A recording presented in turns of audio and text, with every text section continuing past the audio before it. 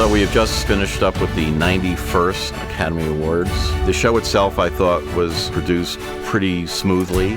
As streamlined as I thought the show was this year, without the host, I have to say, I wouldn't mind having a host again. No, I like jokes.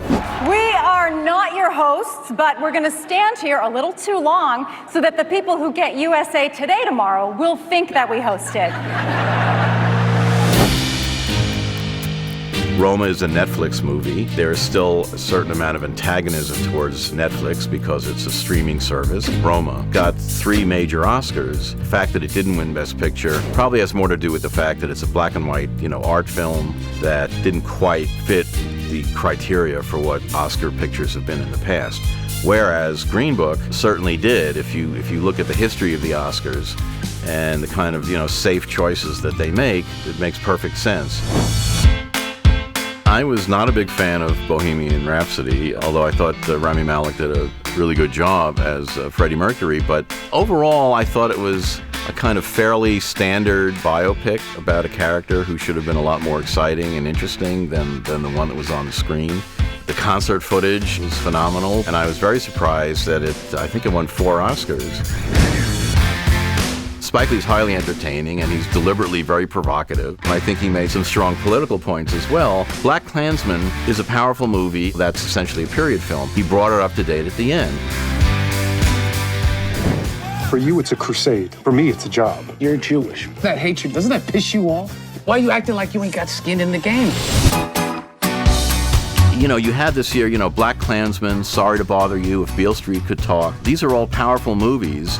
Costume designer and the production designer for Black Panther are both black women. Won for the first time in Oscar history. There were a tremendous number of people of all different races as winners.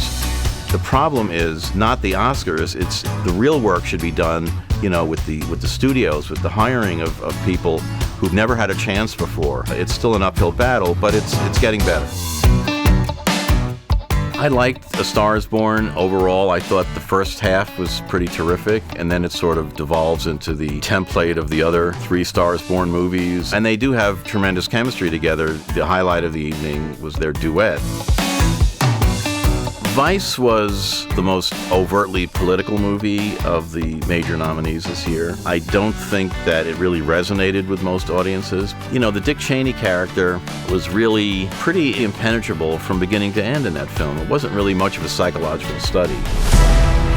Spider-Man Into the Spider-Verse was a very terrific, inclusive movie. Before that film came out, Incredibles 2 was considered a shoo-in for the Oscars. Spider-Verse comes along, and what do you know? It won major critic awards. You have a lot of license if you make an animated superhero movie and get awards because it's somehow considered to be not the same as a live-action movie where you're supposed to be serious. So I don't see that the animation presence of superheroes is a big deal, but Black Panther was a big deal from that standpoint. I think that the reason it was nominated for Best Pictures is because it was about something that was more than that. The whole history of black people in Africa, black actors in Hollywood, and having essentially all black cast in a movie of that size and scope talked about a lot of the racial disparity that's in this country in the form of a comic book movie. Really hit home.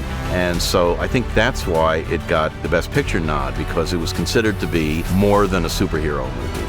But I certainly hope that we're not going to start seeing Transformer movies in the winner's circle. That would be the time to take a vacation. Determining what picture or actor or performance or anything that wins in the Oscars often has very little to do with how good any of this stuff is. Never forget that the Oscars, first and foremost, are really a popularity contest. It's like when you were back in high school.